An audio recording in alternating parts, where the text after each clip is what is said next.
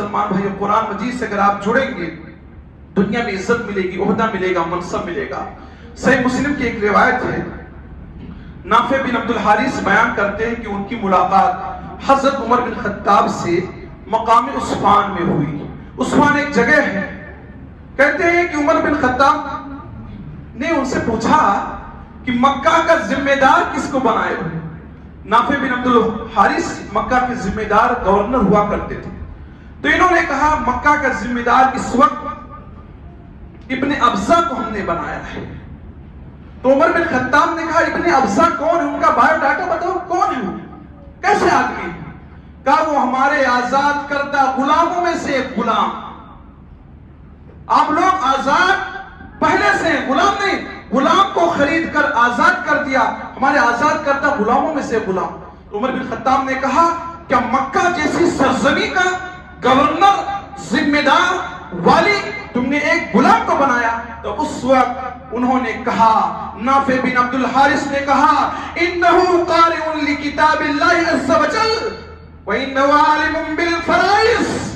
اے عمر بن خطاب رضی اللہ عنہ، وہ قرآن کے کتاب کے قاری ہیں، حافظ ہیں، قرآن مجید کے جانکار ہیں اور علم میراث کے جانکار ہیں۔ یہ کوالٹی ان کے اندر ہے، قرآن سے ان کا لگاؤ ہے، قرآن پڑھتے ہیں، قرآن کے حافظ ہیں۔ اسی بیس پر میں نے، گرچہ وہ آزاد کردہ غلام ہیں، میں نے مکہ جیسے سرزمین کی ذمہ داری ان کو سونپی ہے۔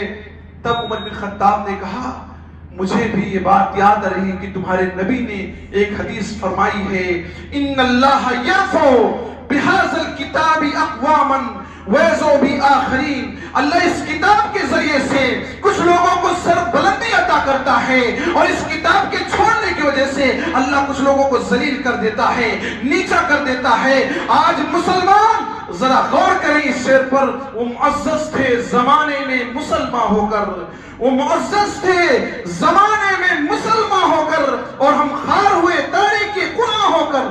ہر کوئی مسلمانوں کے عروج کی کہانی تو سناتا ہے، زوال کی کہانی سناتے ہوئے ڈر لگتا ہے۔ اس لیے ڈر لگتا ہے قرآن مجید کی تلاوت ہمارے گھروں سے نہیں آتی، 4 موبائل گھر میں چل رہی ہے، آوازیں الگ الگ آ رہی ہیں، کہیں گانا بج رہا ہے، کہیں سیریل چل رہا ہے، کہیں کچھ ہو رہا ہے، ساری چیزیں جاری اور ساری ہیں، لیکن ہمارے گھروں میں قرآن مجید کی تلاوت نہیں جاری ہے۔ جب ہم اس سے روٹھ گئے ہیں، اس سے اپنا رشتہ کٹ کر لیے ہیں، تو ہمیں عزت کہاں ملے گی؟ درس قرآن نہ اگر ہم نے بھلایا ہوتا، درس قرآن نہ اگر ہم نے بھلایا ہوتا، یہ زمانہ نہ زمانے نے دکھایا ہوتا، آج جو حالات ہیں وہ اس کی وجوہات کئی ہوں گے، لیکن مسلمانوں ایک بڑی وجہ یہ ہے کہ ہم اور آپ قرآن مجید سے اپنے رشتے کو دور کرتے چلے جا رہے ہیں۔ پہلے کتنا پڑھتے تھے، اب کتنا پڑھتے ہیں؟ جب سے ملٹی میڈیا موبائل آیا ہے، جب سے سب لوگ اسی میں بزی ہو گئے، کیا پڑھے لکھے، کیا جانکار، کیا ہوشیار، سب اسی میں بزی۔